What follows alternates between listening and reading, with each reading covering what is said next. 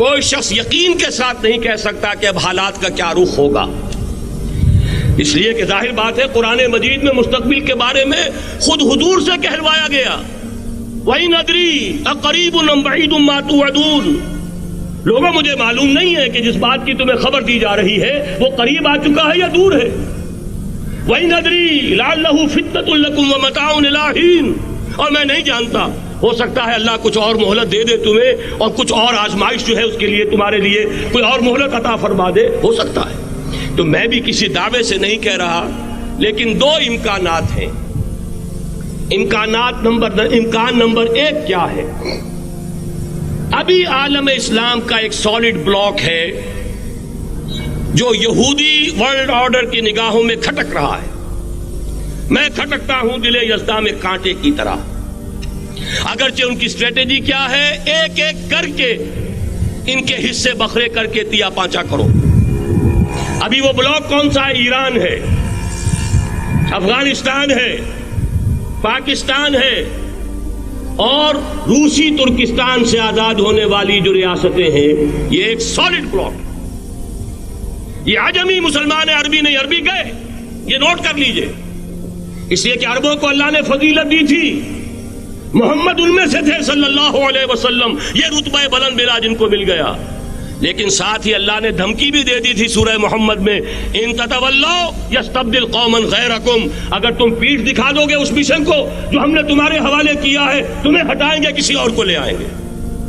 اور یہ بات ہو چکی ہے 13ویں صدی عیسوی میں، 1258 میں جب سقوط بغداد ہوا ہے، عربوں کے ہاتھ سے عالم اسلام کی قیادت چھین لی گئی، معزول کر دیا۔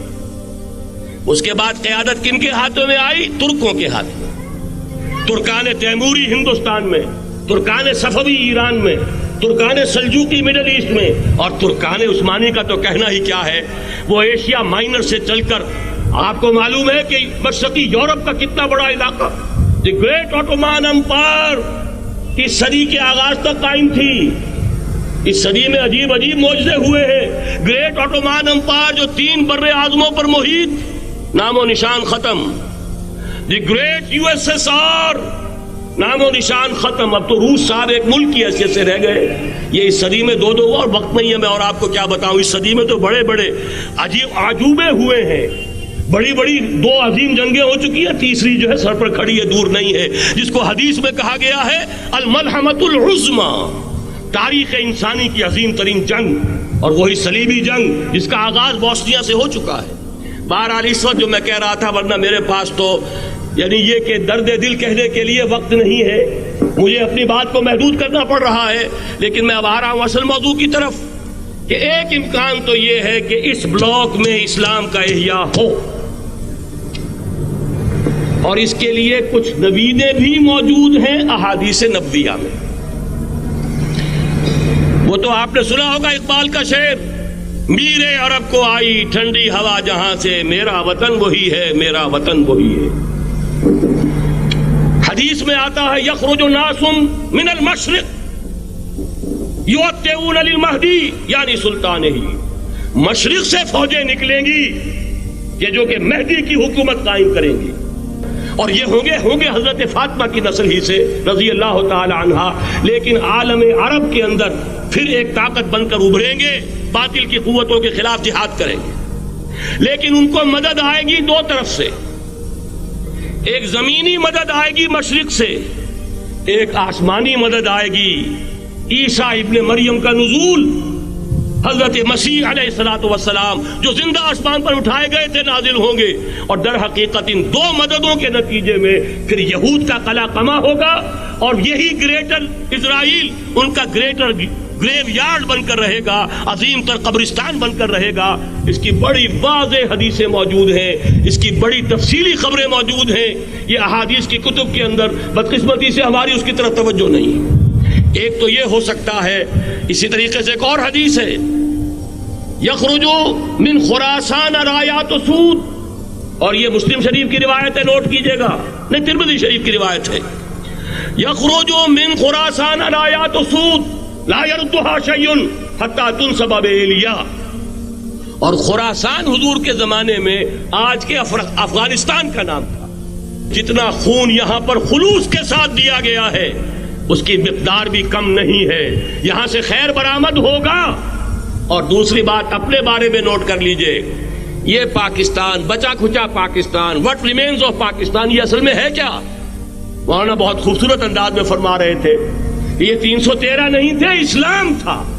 اسی طرح نوٹ کیجئے, پاکستان نہیں ہے, 4 صدیوں کی تجدیدی مساعی کا حاصل ہے.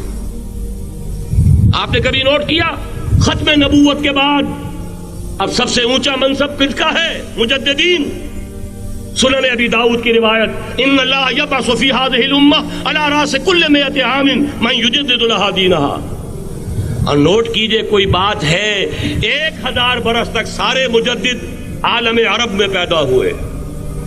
جیسے ہی دوسرا 1000 سال شروع ہوا, الف ثانی کا مجدد اعظم شیخ احمد سرہندی کہاں تھا؟ صنم خانہ ہند میں. حاضر ہوا میں شیخ مجدد کی لحد پر, وہ خاک کے ہے زیر فلک مطلع انوار, گردن نہ جھکی جس کی جہانگیر کے آگے, جس کے نفس گرم سے ہے گرمی آرات. وہ پھر 12ویں صدی کا مجدد اعظم امام الہند شاہ ولی اللہ دہلوی, 13ویں صدی کا مجدد اعظم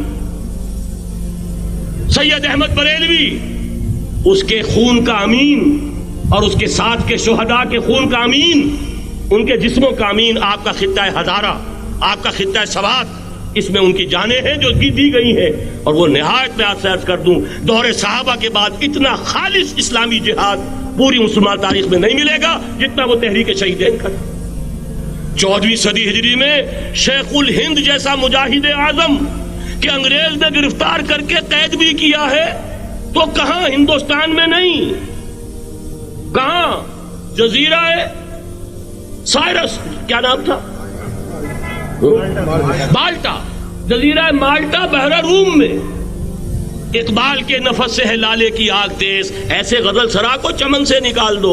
کہیں ہندوستان کی کسی جیل میں ہوا تو شاید اس کے نفس کی گرمی ہی سے کوئی حرارت پیدا ہو جائے. اور اسی صدی میں 14ویں صدی ہجری میں اقبال جیسا مفکر, اسی 14ویں صدی ہجری میں مودودی جیسا مصنف, اسی 14ویں صدی ہجری میں مولانا الیاس جیسا مبلغ رحمہم اللہ, عظیم شخصیتیں. آج پورے عالم اسلام میں آپ کو تبلیغی دوست ملیں گے. یہ کہاں سے شروع ہوئی تحریک؟ دہلی کی ایک چھوٹی سی مسجد سے. وہ مسجد بنگلے والی اب تو بڑی عالیشان ہو گئی ہے, جب وہاں شروع ہوا تھا کام بڑی چھوٹی سی مسجد. یہ سارے کام یہاں کیوں ہوئے؟ پورا عالم اسلام آزاد ہوا, کہیں نعرہ اسلام کا نہیں لگا, کہیں عرب قومیت پر, کہیں کسی اور عصبیت پر تحریکیں چلی ہیں. صرف تحریک پاکستان تھی کہ پاکستان کا مطلب کیا؟ لا الہ الا اللہ. کوئی سبب ہے کہ یہاں قرارداد مقاصد پاس ہوئی, حاکمیت اللہ کی ہے, کہ اکبر نام لیتا ہے خدا کا اس زمانے میں. یہ سارا ماضی سامنے رکھیے اور حضور کی دی ہوئی پیشین گوئیوں کا مستقبل سامنے رکھیے. ان دونوں سے ثابت ہوتا ہے اس خطہ ارضی سے کچھ ہونا ہے.